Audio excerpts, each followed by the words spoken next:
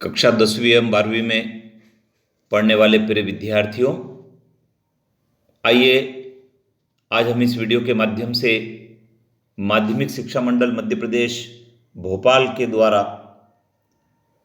प्रश्न पत्रों के स्वरूप में परिवर्तन के लिए कवायद शुरू कर दी गई है, उसके बारे में जानते हैं।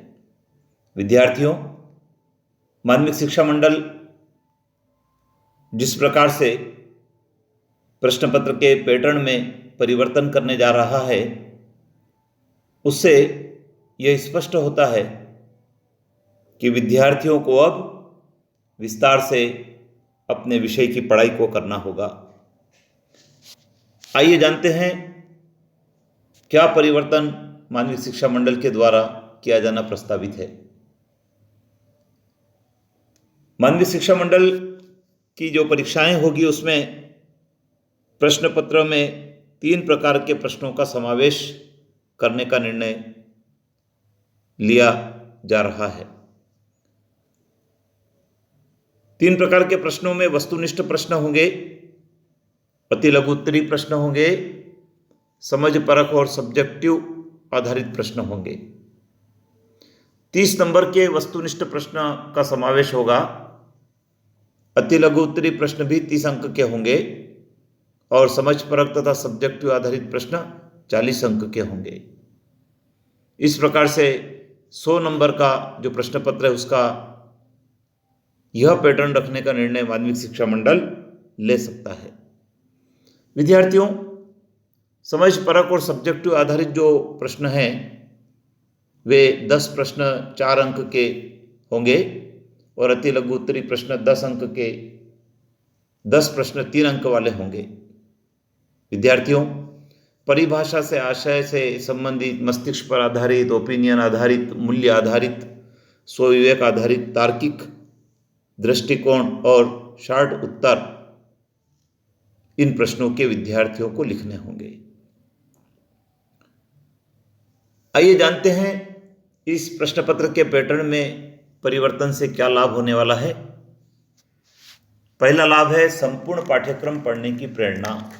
विद्यार्थियों, जिस प्रकार से प्रश्न पत्र के पैटर्न को बदलने की तैयारी चल रही है, उससे स्पष्ट होता है कि अब विद्यार्थी को पूरा पाठ्यक्रम पढ़ना होगा, क्योंकि पाठ्यपुस्तक के अंदर से प्रश्न पूछे जाने वाले हैं।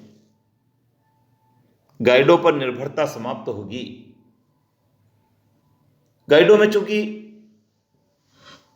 जो प्रश्न प्रकाशित किए जाते हैं, जिनके उत्तर प्रकाशित किए जाते हैं, वे परंपरागत ढंग के होते हैं, एक निश्चित पैटर्न पर आधारित होते हैं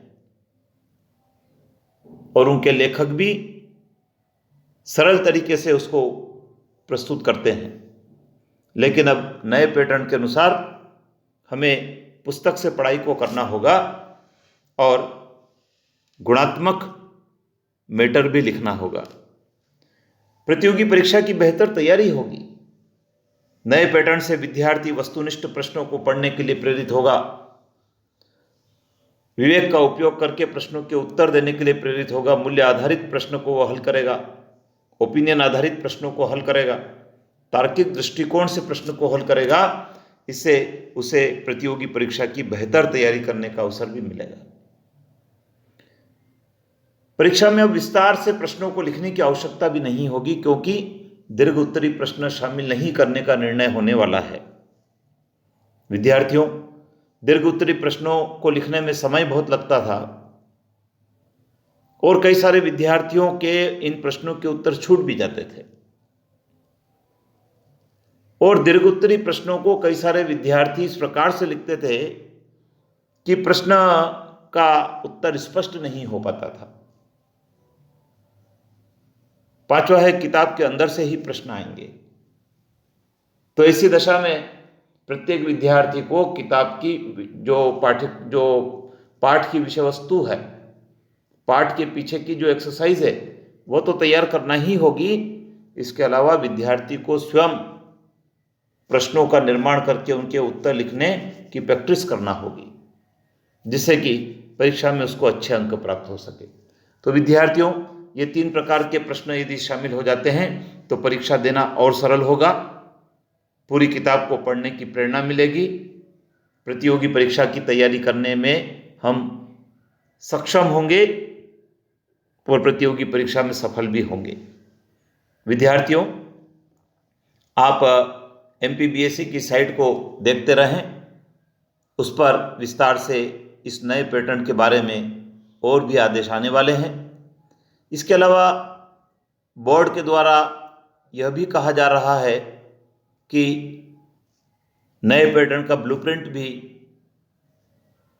प्रकाशित किया जाएगा, प्रसारित किया जाएगा और साथ ही प्रश्नों का संग्रह भी प्रकाशित किया जाएगा।